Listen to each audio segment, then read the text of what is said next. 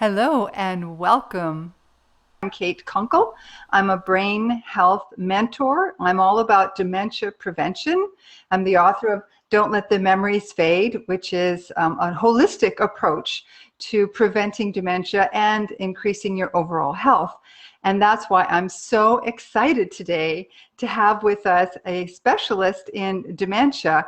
I'm going to read off her bio and then we're just going to get right off. We won't be here a long time, maybe 15 minutes or so. It's kind of a lunch break for everybody to get to know Claudia. So Claudia Rickard is a clinical hypnotherapist and a Nightingale dementia consultant specializing in anxiety and dementia. Claudia knows that you can live well with this disease, and she's here to help enhance people's quality of life and to maintain the person's dignity and identity by reducing the fear, anxiety, and stigma attached to having dementia. Using hypnotherapy and other techniques, Claudia also helps clients deal with some of the issues that can instigate dementia and slow down the progression if it has started. Thank you so much for joining me today, Claudia. So thank you for having me. Thank you. Yes, I'm very excited. We're going to be sharing some really important information with people, and this is of course going to be available beyond today, beyond this moment. We'll have it up. I'll share it on on other groups in Facebook and of course throughout social media. I think this is an important topic because I had never really heard about using hypnotherapy to help dementia patients. Tell me about the research behind this, Claudia. Okay, it's Dr. Daniel Nightingale, and he did some clinical research with another therapist as well. Together, they did a load of empirical research. It took them probably nearly a year, but they found that it can really help with, and I'll read the things off that it can help with: improved focused concentration, short-term memory improvements, better memory recall of important events, improved socialization, increased confidence to carry out daily activities, reduced levels of anxiety, and increased self-motivation. And the reasons why, okay, why does hypnotherapy work so well with this? All right, because people always think, oh, hypnotherapy, a bit woo-woo, but they're going to make me cut like a chicken, they're going to make me do weird things. No, we are clinical hypnotherapists. We are not showtime hypnotherapists, okay? So when we use this within the with somebody who's living with dementia, we use a very relaxed progression. So something like you might have in the last bit of yoga, okay? You know, with all the muscle relaxation, okay? And then when the person is actually going into the hypnagogic state, which is when their eyes go actually left and right, the REM, rapid eye movement. And when that happens during the hypnosis stage, because it does, and you can see it on people's eyeballs, it happening, then when that's happening, they get a shot of acetylcholine, which is something that when people have dementia, Alzheimer's, that stops happening because they aren't going into a deep sleep anymore. They're not having REM, and then they're not going into their other deeper sleep, and they stop having the rapid eye movement. And the acetylcholine keeps the brain healthy. And they get a shot of this whenever they have hypnotherapy. Okay? Now, we see the person living with dementia and their family or carers. We do an agreed shared action plan. And during this, we give brain coaching exercises. We give exercise. Of course, you do all the diet. You know, you're fabulous with what you recommend for eating. Again, we do that as well. And because it's a whole holistic approach, non-pharmacological, okay? So we're trying to keep the drugs away, okay? Good idea. And we're trying to, but saying that, we do work alongside with the doctors. So we write a letter to the doctor telling them we're working with their patient, and we, you know, and ask if there's any reason why we cannot work with their patient, but we let them know we are working with them. So we try and work as an agreed shared action plan here. Now, the hypnotherapy also works because, of course, having hypnotherapy is so relaxing, okay? And we embed, again, things about having confidence, self-esteem. And again, we can use space retrieval within this, which is a something that was by Dr. Cameron Camp, space retrieval, which is when that's where we use, we keep repeating something that they may have forgotten. And we do this in the hypnosis session, and it works so much quicker in hypnotherapy than in real time. So, and I have a question. So if you're yes. doing this, then when they're out of hypnotherapy, does that help them remember that thing? Or wow. Yes. And we then we do a recording, and we ask them, and we teach them self-hypnosis, because we want the person and the family, the carers, to do self-hypnosis every day, so that they too are going into this relaxed state where they aren't feeling fear, where they aren't feeling anxiety, they are feeling positive, they are feeling strong, they are feeling confident. And that is, again, that's why it all helps with the anxiety.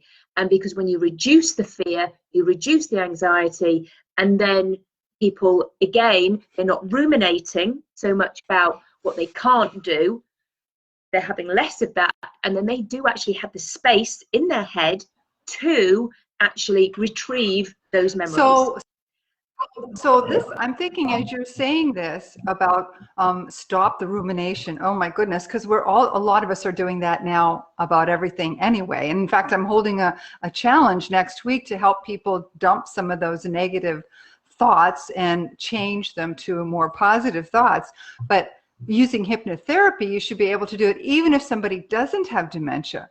So by reducing that negativity and that stress and anxiety, you're helping them to prevent it as well, yeah? Oh, absolutely. So if you've got, because this is really sad, so often the person who is caring for somebody, often they get so stressed, they're not looking after themselves, they're too busy, they're not drinking enough water, they're not sleeping, and they're getting frustrated. And of course, as you say, they're not looking after themselves, then they too can sadly start getting dementia. Yes. Yes. And because again, they might be just eating not very well, getting something that's quick, drinking a can of pop, which is soda, is just awful for people. And sadly, as you say, they can start to do it. Now, however, if they work with us, because they're supporting the person with dementia, they too have to eat well, like a Mediterranean style life, Mediterranean diet. They have to eat well. They have to drink plenty of water. They have to exercise, because we ask them to exercise. And of course, we all know that when you're moving, that's obviously very good for you. And they have to do the brain coaching exercises, which is learning something, doing something, a different activity every single day. So by default, they're helping themselves. Of course. Of course. So fantastic. It's just so easy, isn't it, really? When you think about it, just looking after yourself, especially if you're looking after someone with a dementia already, or at least early stages. Now, that was the next thing. I was going to get to that. How far advanced can someone be when this doesn't work so much anymore? Like my mom, when she was suffering with dementia, at first, we could get her to come along and do things and get involved a little bit. But even though we were working with her a lot, later on, it just got really hard to get her attention for anything. How long can you do this as a treatment? How? Yeah, okay, Kate. So ideally, it's to get to rementia, which is regaining of cognitive abilities. It's first and second stages. Okay. Now, we never turn anybody away, because so much of the time it's people, they just want help. So we would then be more supporting the family and the carers. So if as you say, sadly, if the person goes to dysphasia, and then unable to speak anymore, then actually what we can do is remind the person, actually, you know what, they can sing and they can really understand rhythm, and you can still be in their reality, and they can still, and again, advice about, they can still read your facial expressions. They can still understand your tone of voice, and actually they can still read. So it's little things that we help support then the family. And yes, no doubt about it, having hypnotherapy, and actually I'm a Reiki practitioner as well. I'd probably just put my hands out. They would feel the energy, and it would just be, it's just so lovely, because in that time when they're having hypnotherapy, they are not in fear. That's the big thing. Yeah, fear.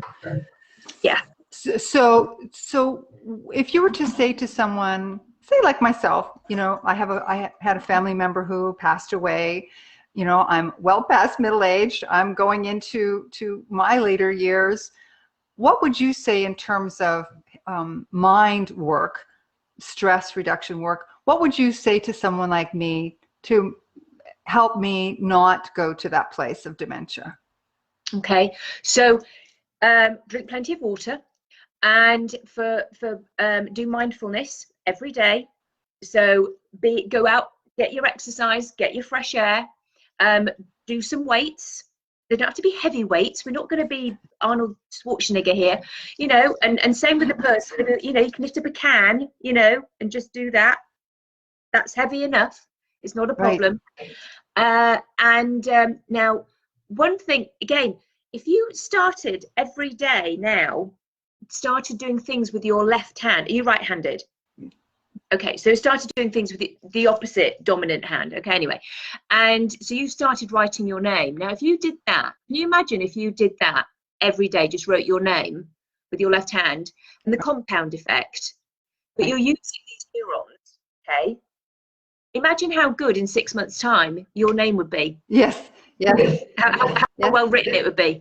You've learned something new. So again, the brain is plastic.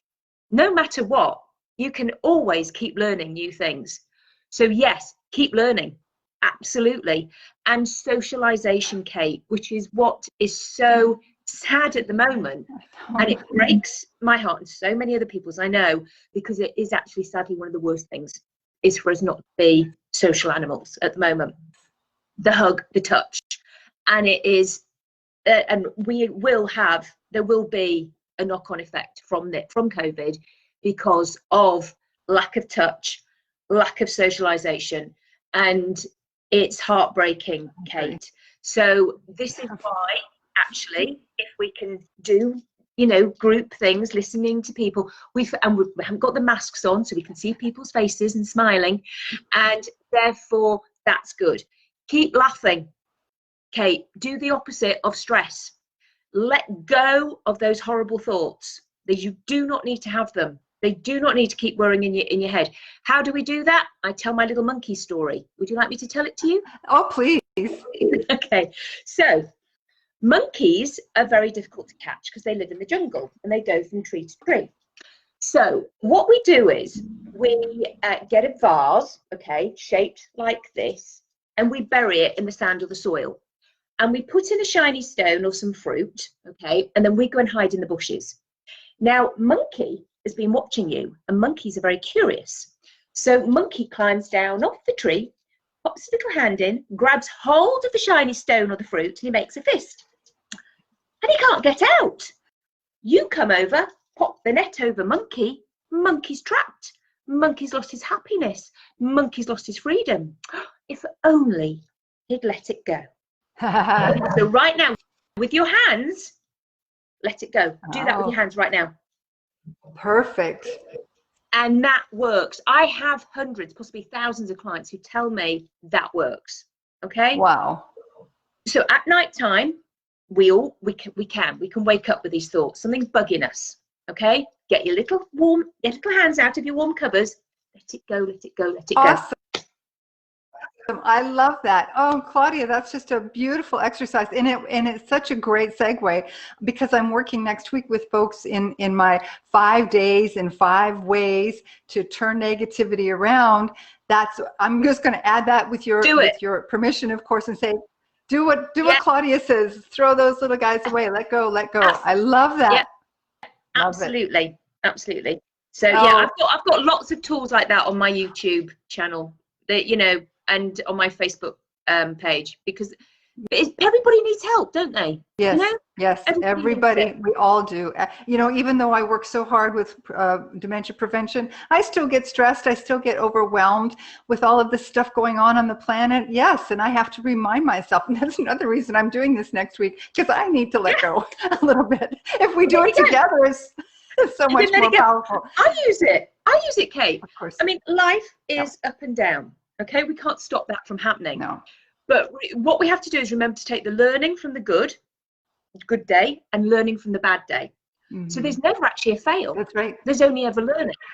Oh, I love that. Yeah. So it's actually fine as long as you remember to take the learning. You know, you sit at the end of the day, oh, that was terrible, and then go, okay, but what did I learn? Yes. Yeah, I learned not to react. I learned to respond. I learned this. I learned that. All this. There's so many different things that we can do, and I'm a work in progress, and it's okay. You know, I'm still aren't we all? I mean, gosh, how boring would it be if we were all perfect already, huh? and there's no police, you know, around it. We can all only do the best we can. So yeah, this is a lot of what I do, as I say, anxiety and trauma work.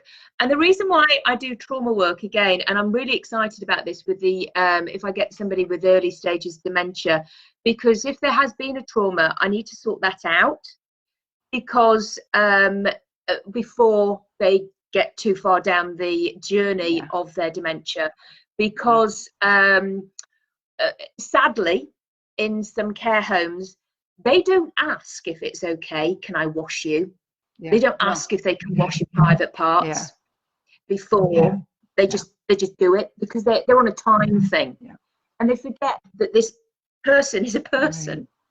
And this is what I'm all about. It's about actually getting this out there, trying to absolutely. We see the person, validate them, see their identity. You know, it's like, this is a person, their purpose, you know, what was their story? Yeah, I love that. Absolutely. And same with, you know, if there is any bad behavior, why was there? What led to that? What was that about? Just like we would with a child. Exactly. Oh, I've said that so many times. We have to think, how would we respond with the child? Claudia, we are at the end of our time. I promised people just to make this short and sweet, but how can people best reach out to you for help? Okay, so I on my website, really. So www.claudiarickardndc.com. So that's my Nightingale dementia website. I've made it as dementia friendly as possible. And my other website is for anxiety, trauma, and PTSD is www.claudiarickard.com. Okay, I'll make sure. But they're both interlinked as well. I'll put those in the comments for the Facebook Live here. I cannot thank you enough for joining us, and this is such a perfect discussion to invite folks to come to 5 days and 5 ways to rewire your thoughts, because that's what we've been talking about, rewiring and turning things around and being more positive. And you are so positive. Thank you, Claudia, for being with me today. Thank you for having me. Bye for now. All right. Take care. Bye. Bye now.